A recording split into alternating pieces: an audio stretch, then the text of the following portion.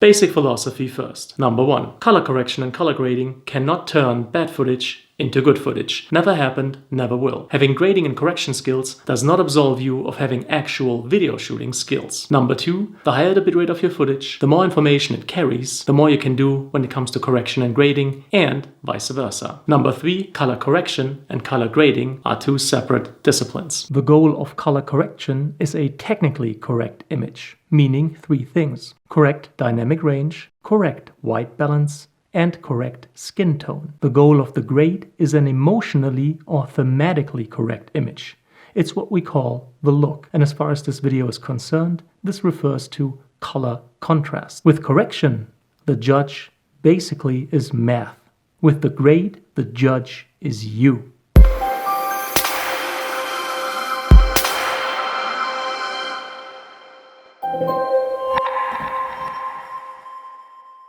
Let's select the right workspace. Color. This is the clip I want to work on. Right-click, new sequence from clip.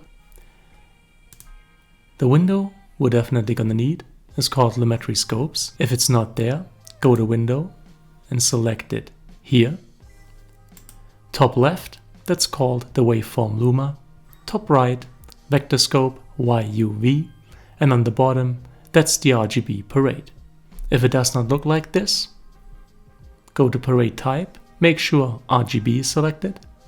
Go to waveform type, make sure Luma is selected. For this process I use adjustment layers.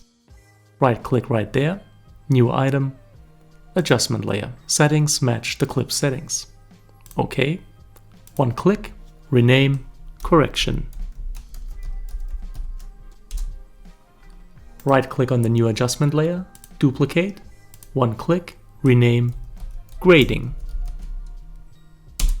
Drag and drop the correction adjustment layer above the clip, adjust the length.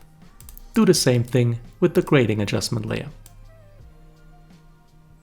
Now we're all set up, so let's color correct this clip, dropping the blacks and raising the whites.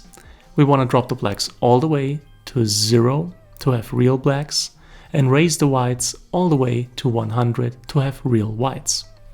Select the correction layer, come to the right, go to blacks and drag the slider to the left until you see them touch the 0 level.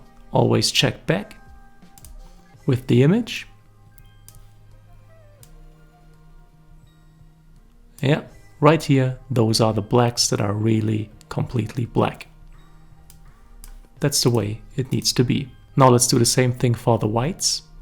Let's raise them until they reach the 100 level, which now they do. The whites are at 100, the blacks are at 0. Let's bring down the shadows a little. Minus 100 actually looks good. And also let's bring down the highlights a little to get a little more texture in the sky. Not too much. Minus 30 seems fine. Let's open the source monitor and double click the clip right here to get a before and after. Let's do white balance. Come to Lumetri Scopes, make sure the correction layer is selected, and let's take a look at red, green and blue. We need to match the highs and the lows. Red needs to be brought down a little bit. So let's come to curves, select the red color channel, grab the curve on the top and bring it down just a tiny little bit. Just like that. We also need to bring down the shadowy parts of the image. Just like that. Now the red color channel looks fine. Let's adjust the green one. Highlights need to be brought down a tiny little bit, the tiniest of bits, just like that. Shadows, like this. Same thing for the blue channel. Let's begin with the darker parts of the image. Let's bring them down a little, like that. Now the lighter parts of the image, just a tiny little bit. Just like this. And that's it. White balance correction, done. Skin tone. First, let's get rid of the RGB parade because we're gonna have to take a closer look at the vector scope right here. But before this is of use to us, select the original clip, come to Effects Controls, Opacity, and select a mask. Now select only Skin. Zoom in a little to make sure that all you've selected is skin, because only this is now going to show up on the vector scope. This is a skin tone line.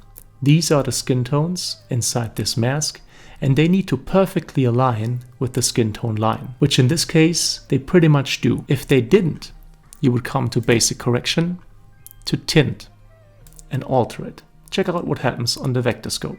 Now the skin tones lean towards magenta, obviously, and now towards a yellow-greenish tint. We need to align them perfectly with the skin tone line, which in this case means only a tiny alteration to get it exactly right, minus 0.5. Now the skin tones perfectly align with the skin tone line right here. Skin tone correction completed. Let's come to Effects Controls, Opacity, Mask, and delete it. Before and after color correction.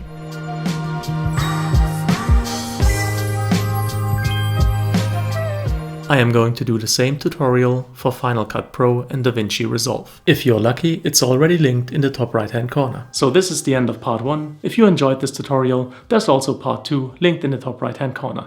5-minute orange teal film look. If you liked the video, if you found it helpful, please make sure to leave a thumbs up, it's greatly appreciated. Any kind of comment or feedback is welcome and I'll try to answer as quickly as possible. All the tech that I've used in this video is linked in the description. As always, thank you so much for your time. Thank you for watching and hopefully see you again soon.